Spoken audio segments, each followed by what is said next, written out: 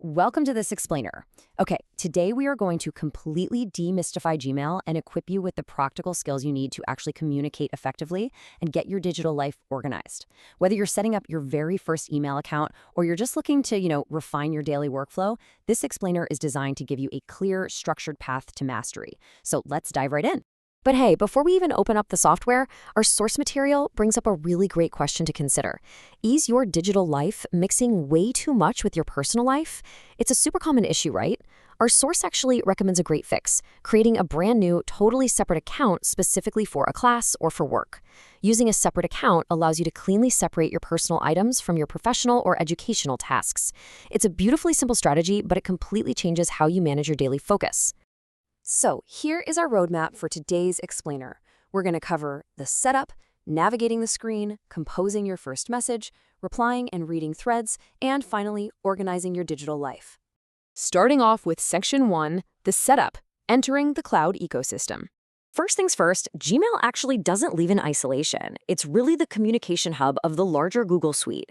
And this is a completely free cloud-based ecosystem. That means no bulky software installations on your computer and zero upfront costs. Your emails, your documents, your spreadsheets, they're all managed seamlessly online, which means they are accessible from literally any device, anywhere in the world. Getting access? It's incredibly straightforward. You just head to gmail.com, click Create an account, and fill out the simple form with your name, a unique username, and a secure password. Now, here's a quick pro tip straight from our sources. You should definitely provide a cell phone number here. It acts as an absolutely invaluable safety net for account recovery if you ever happen to get locked out. Moving right along to Section 2, navigating the screen, the lay of the land. All right, so your absolute primary launch part here is the Compose button. You'll spot it prominently on the left side of your screen with that super recognizable plus sign. This is your starting point. Whenever you need to initiate a brand new conversation, this is exactly where you're going to click. And over on the top right, you'll find the settings gear. Think of this as your command center. Beyond just changing your visual theme or adjusting your text size, this is where you set up the crucial automations. We're talking things like vacation responders for when you're finally taking that well-deserved time off the screen. Let's jump into Section 3, composing your first message, the action. Now, our source provides a pretty fantastic tip when you're just starting to set up your workflow. Send an email to yourself. Seriously, hit that compose button, put your own email address right in the to box, give it a subject, and hit send. It's a brilliant, completely stress-free way to test the waters. Plus, you're guaranteed a prompt reply, right? While you're composing these messages, you're definitely going to need to send files. So, here's the crucial breakdown from our source, understanding the difference between standard attachments and Google Drive links.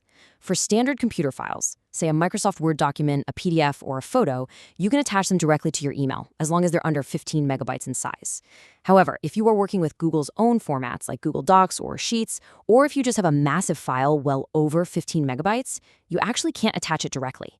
Instead, Gmail seamlessly shares these via a Google Drive link, and you simply choose the access level for your recipient right before you hit send.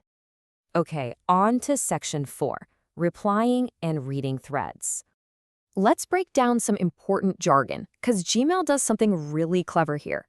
When someone sends you a message and you reply to it, and then they reply back to you, Gmail doesn't just scatter all these messages all over your inbox. Instead, it automatically groups these related back and forth messages together for you. Gmail calls this group of messages a conversation, and multiple conversations linked together are often called a thread. This is a real game changer because it keeps your discussions perfectly organized by topic without you having to lift a finger. So ready to write back? You'll want to look for the reply button. It's characterized by that backward-pointing arrow. The system actually does the heavy lifting for you here. It automatically addresses the email back to the original sender and drops a right into the subject line, instantly providing context for the person receiving it. Okay. Here is a subtle, but honestly, an incredibly powerful workflow hack. When you're reading an email, look over to the right side of the toolbar for the previous and next arrows. Instead of constantly clicking back to your main inbox just to open the next message, you can rapidly flip forward and backward right from where you are. It is a massive time saver for chewing through that daily unread pile. Which brings us to Section 5, organizing your digital life, the cleanup. Now, if you're used to traditional computer folders, Gmail requires just a slight mental shift. Here, they are actually called labels. Labels safely pull messages out of your main inbox queue. And by creating custom categories for your specific projects and applying unique color codes to them, you literally turn your inbox into a highly visual dashboard that you can triage in seconds. Let's look at your two absolute most vital cleanup tools side by side. On the left, we have the Move To button, shaped like a folder with a right-pointing arrow. You use this to pluck an email right from your inbox and drop it directly into one of those custom labels you just made. And then on the right is the Archive button, shaped like a box with a down arrow. But what's the deal with archiving? Well, the crucial point from our source is understanding this archive function. Archiving is moving a message out of your inbox and into a background folder called All Mail, but it absolutely does not delete it. Think of archiving literally like taking a letter off your busy, cluttered desk and tucking it away into a massive, perfectly organized filing cabinet. It cleans up your visual workspace so you can actually focus. But if you ever need that document again, you can easily find it just by using the search bar. Of course, sometimes you just need to permanently cut the clutter, right? For spam, expired newsletters, or just useless notifications, hit that trash can icon. Just remember, unlike archiving, deleting an email is final. It will eventually be wiped away for good, keeping your digital storage nice and clean. So we've covered the cloud ecosystem, seamless attachments, thread management, and the ultimate inbox cleanup. The power of this communication tool is now entirely optimized and right in your hands.